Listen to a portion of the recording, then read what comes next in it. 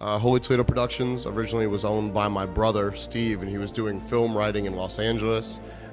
When I became of age, I adapted the company. I incorporated it here in the state of Indiana, and for specifically concert production, shows, and then started the Academy, which is also the A&R side of the business. So between those two companies, I've been operating successfully in Indy since 2008, and Holy Toledo Productions has been in business since about 04, 05. The Alliance was an idea I came up with, which, you got a lot of artists and you got a lot of people that do their own businesses within the realm of hip hop.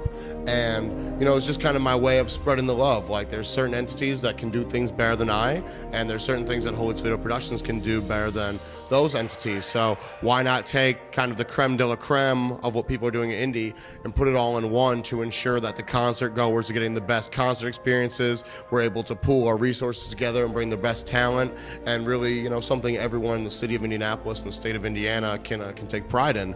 So the Alliance comprises Holy Toledo Productions, Stop Beefin' Radio, The Hype Magazine, Crush Entertainment, run by Indiana Jones, who for the longest has been my music mentor, NKR Promotions to cover like street team work, and bringing down the band, and Old Soul Entertainment. So collectively, everyone is kind of like the captain of their industry, and together, hopefully, we'll do great things like this Tech 9 show.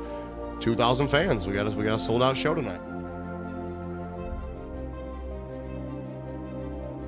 It's very important. In fact, it's so important for artists that it's become kind of like criteria for labels and distributors to look at when considering signing an act.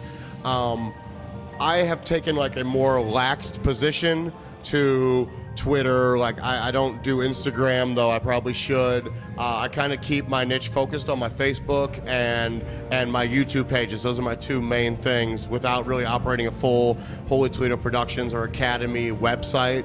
But for the artist that is really like, this is what I want to do when they're treating their career path seriously, it needs to be very advantageous about how they really come about and push themselves on social media.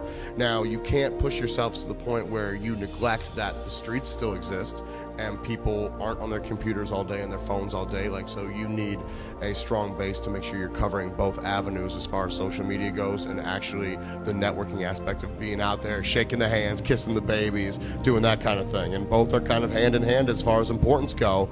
And even though we're in a digital age as far as sales, some artists don't follow that trend. Like, one artist like a Tyga might do 65-70% of his sales digital and 30% physical, where maybe a group like the Wu-Tang Clan would be the inverse of those numbers, just because of an older fan base. So you can't neglect really where your strengths are depending on what kind of artist you are.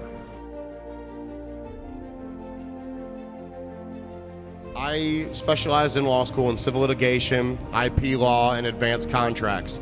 As the president of Holy Toledo Productions, I implement what I learned in law school into kind of my day-to-day as I run the business.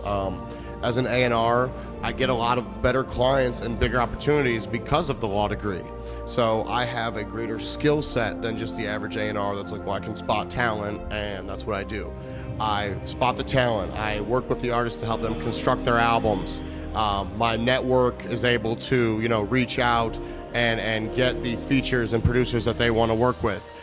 Because of the law degree, I've mastered the administrative side. I work with the artists on publishing, royalties, copyrights, sample clearances, licensing agreements, contract review.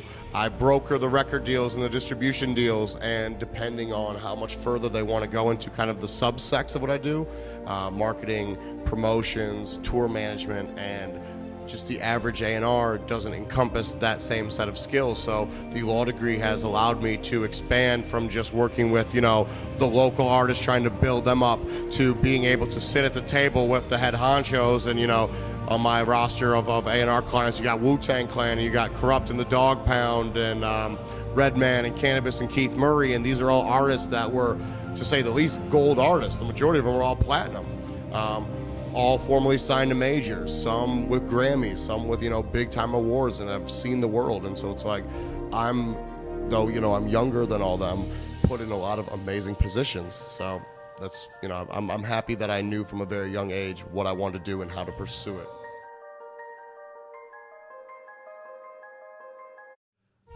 it cost me. You know, when you want to wear this many hats and be this entrenched in your work, you really have to accept that you're going to lose a lot of things that you hold near and dear to you. You know, my role in the industry and the extent to which I pursue what I want to, you know, see as an outcome has cost me a lot of friends. It's even cost me my fiance, you know, and it's like, so a portion of my happiness and my heart has been taken from me, but my soul wants what it wants. Like people say, you know, I want to be the next P. Diddy, or I want to be a Birdman, or, you know, a mogul. Like, I can realistically achieve that. So, you know, sometimes you lose certain things in the way, but if those things are lost, then ultimately those people weren't there to help you ride them out. And you hear all the time, you know, well, don't forget the little people as you blow up. Like, a lot of times those people that say that, they will forget you. I feel like I'm such a genuine person that it's like I can go walk through that whole audience of the 2,000 people waiting outside and give dap to every single person, and they know who I am. It's because I've just been me.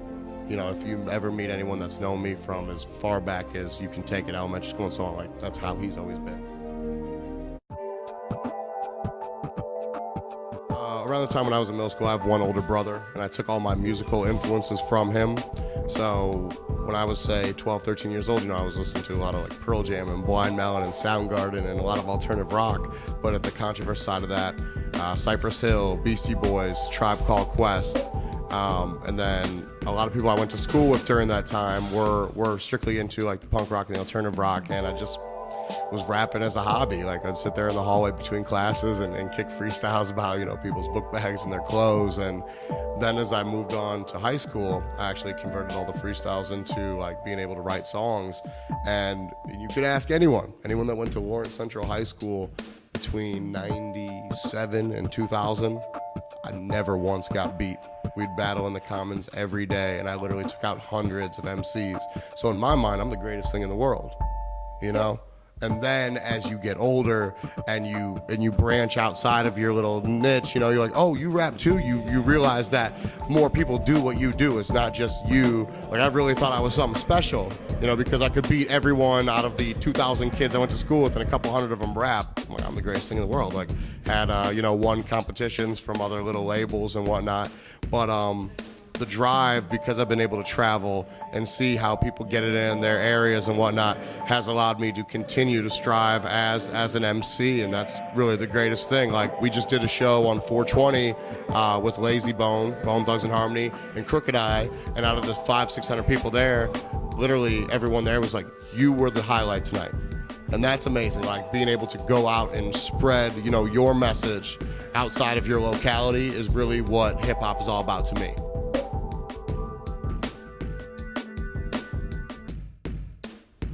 Definitely one of Indy's best kept secrets, just because I'm always working. So it's not one of those things where it's like, oh, this guy just talks a big game and does nothing. I'm not always here. You know, I gotta travel for my work because there's worldly works to be done. But I'm one of the best kept secrets in the fact that it's like anything that's big in the city, like, has at one point in time had my hand in it. That's really all I can ask for. And we're live at the Tech 9 show right now, and people gotta do what they gotta do. So thank you, Indianapolis, for staying tuned, and thank you, world. My name is M80, Holy Toledo Productions, The Alliance. Stay tuned to all the greatness we got coming this year. Kendrick Lamar, Wiz Khalifa, and A$AP Rocky, the Under the Influence tour, Lil Wayne and T.I. and Future at Clipsch, Fabulous and Pusha T and Danny Brown both coming to the Emirat. But yes, to elaborate, definitely one of Indy's best kept secrets. If you don't know, M-E-I-G-H-T-Y. Believe it or not, the first rap artist from Indy to ever get a major record deal. Baby Grand, Hip Hop. I got the new Almighty album coming out. M80, Nino Gray, Bronze Nazareth, Cannabis, Capadonna, Planet Asia. If I didn't say Asia, man, we're the Almighty. That new record's about to drop in August. RBC Records, you know RBC because they're strange music. You know RBC, E40, Too Short, Tech 9, DJ Quick.